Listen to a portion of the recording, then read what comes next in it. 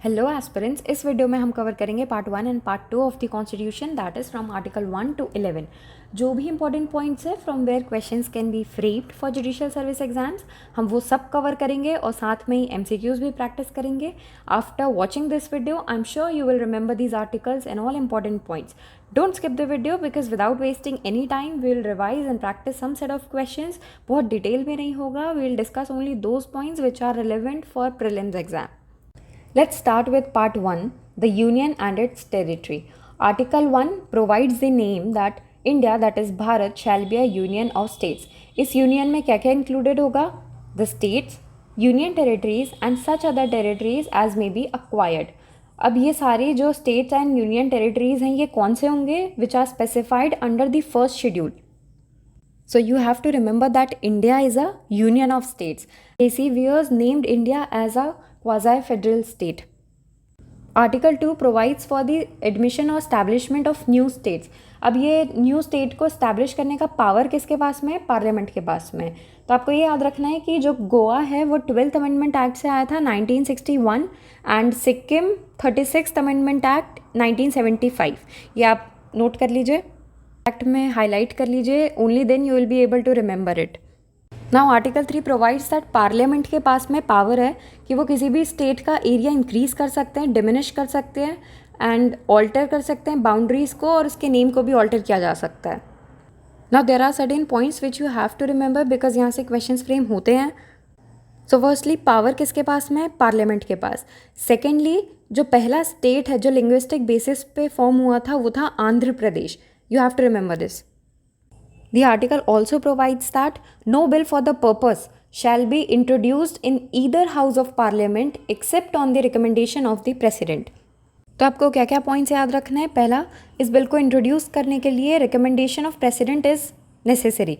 दूसरा, the bill can be introduced in either house of parliament, किसी भी house में बिल इंट्रोड्यूस हो सकता है लेकिन प्रेसिडेंट के रिकमेंडेशन के साथ। Thirdly, president is not bound by the suggestion given by states. States जो भी सजेशन देगा, उनको जो टाइम फ्रेम दिया होगा उस पर्टिकुलर स्पेसिफाइड टाइम में जो भी स्टेट सजेशन दे रहा है, प्रेसिडेंट उससे बाउंड नहीं है। Fourthly, it is applicable only on states and not on union territories. In Article 4, you just have to remember that for Article 2 and 3, two schedules are important, that is first schedule and the fourth schedule। यहाँ हमारा part 1 complete होता है जो कि article 1 से लेके 4 तक था।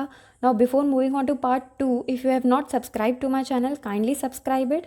And in our last video we have covered the preamble of the constitution. अगर आपने नहीं देखा है तो ज़रूर देख लेना, it's only a 6 or 7 minute video, लेकिन प्रीएम्बल से जो भी क्वेश्चन आ सकते हैं वो सब हमने उसमें कवर किए।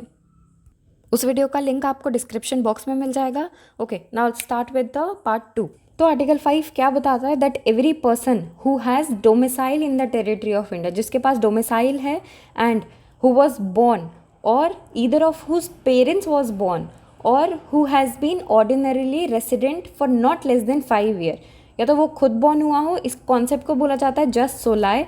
ईदर ऑफ हुज पेरेंट्स, या तो उसके कोई पेरेंट बॉर्न हुए हैं, इसको हम बोलते हैं जस्ट सैंग्विन। और who has been the ordinarily resident, कितने साल के लिए? For not less than 5 years, कम से कम 5 साल के लिए। Shall be the citizen of India, ये सारे सिटीजन होंगे। ऑल्सो सिटीजनशिप से related law making power parliament के पास में है और ये यूनियन लिस्ट का सब्जेक्ट मैटर है। सिटीजनशिप एक्ट 1955 में 5 वेज बताए हैं ऑफ अक्वायरिंग दिस सिटीजनशिप।